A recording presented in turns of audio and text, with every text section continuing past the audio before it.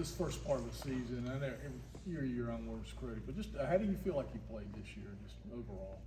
Yeah, I mean, I think there's always room for improvement, and I think, as a leader of this team, a guy that's, I get the ball every play, calling the plays, relaying it from Coach Beck. I always seek to get better. I always seek to improve week by week. For me, it's always asking the team what they need from me. I think that's the biggest thing. How do I need to lead better? How do I need to control the game better? How do I need to play better? Each and every week for me, like you said, I'm my biggest critic. But, my goal is just each and every week see improvement on the film. Is it frustrating, though? You've seen these quarterbacks across the nation put up huge numbers, and right now it's just not happening for you. I mean, I know your focus is on winning, isn't it? Yeah, I mean, I'm happy we're 3-0. I mean, that's the ultimate goal at the end of the day, is to win each and every week, whatever it takes.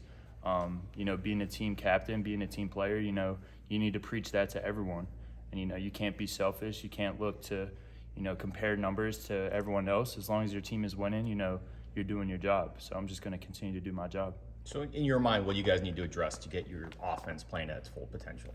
Yeah, I think, first it starts with not being ourselves. We have some critical penalties and, certain situations that can hurt us. And then obviously even last week, we just took points off the board by just self-inflicted penalties. I think, walking away from that game with, 2 different scores, we feel a lot better about ourselves. But I think first it starts with, taking those penalties off the film. And then second, just making our routine plays, executing on things that we do all week in practice and just translating it to the games on Saturday.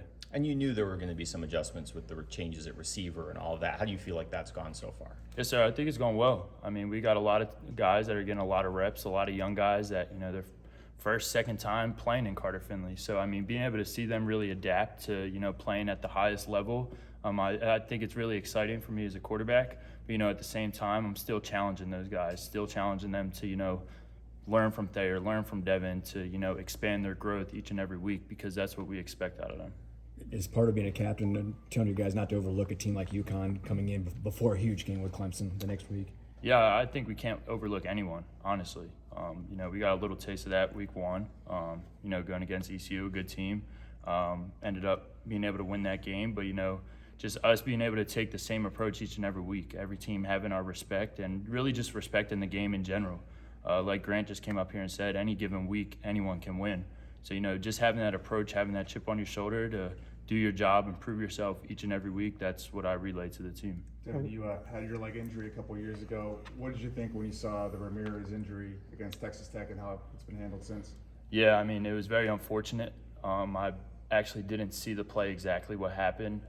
I just remember, seeing him getting carted off, and I just remember going up to him, tapping him on the shoulder. I think he did look at me. I'm not really sure if he knew what was going on, but I just told him, I'm praying for him, and, it's going to be okay. Kind of gave me a little bit of flashbacks of being carted off very similarly a couple years ago, and, I'm still standing here today, so I know he'll be fine. I know, my prayers go out to him, but just letting him know that everything's going to be okay.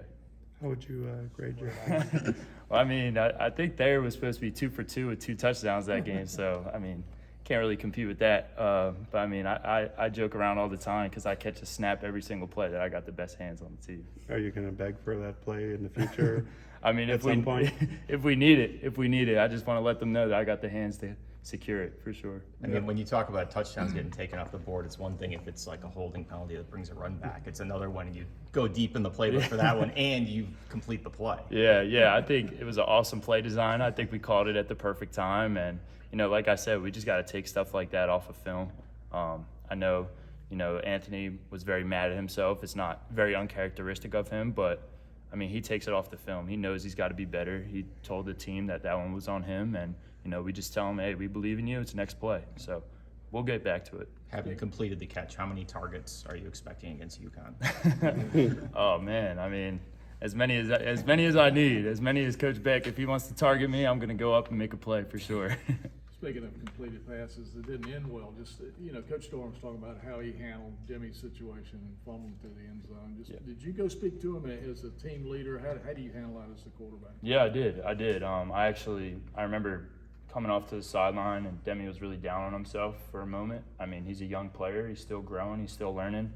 And, I actually remember asking him, hey, Demi, do you want to go to the NFL? Do you want to be an NFL player? And obviously his response was yes. I told him, well, there's many scouts out here watching this game right now, and the first thing they want to see is how you respond to what you just did on the field. He kind of looked me in the eyes, he thanked me, and he said, I got you. Just so happened the next series, went out, scored a touchdown, responded like a pro. And, that's the approach that he needs to take. That's the approach that I was trying to give insight on. And, he really did a good job of taking my advice. Is that the kind of thing you would have said to a player a year ago or 2 years ago, or is this something you've grown into now? Yes, sir. It would have. It would have.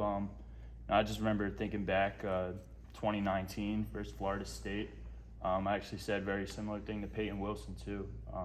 I forget the certain instance, but he was coming off the sideline frustrated. I wasn't really playing at the time. I just pulled him aside. He's a really good friend of mine. And I just said, hey, do you want to go to the NFL? Like, guys are looking at how your approach is each and every play, how you're coming off the sideline, and, everything matters. He did the same thing Demi did. He thanked me, went out there, and just continued to ball out. So I think just having that refreshment of understanding your purpose and understanding that everything does matter, and, any given play or any single reaction that you have, someone out there is watching. Has anybody said that to you after an interception or something? Yes, they have. They have. I remember Mike Glennon came in here and he said, if you want to be a pro, you got to live your life like a pro in all aspects of your life. And, obviously football is what we love to do, but if you could live your life like a pro off the field and translate it onto the field, that really sunk in with me.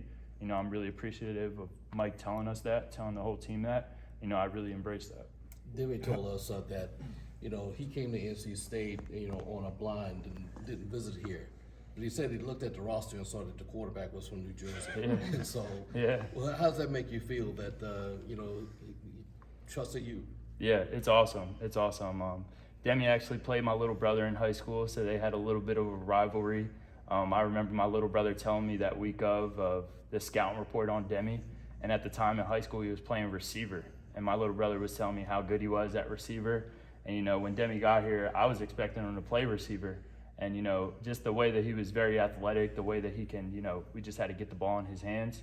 We decided to move him to running back, and ever since then he's been taking a great approach each and every day. But for him to be a New Jersey guy and him to kind of blindly come down here and have trust in me, have trust in guys like Josiah, Joe Shimko, and have him understand that, although we're all the way from New Jersey, it's still family and still like home down here.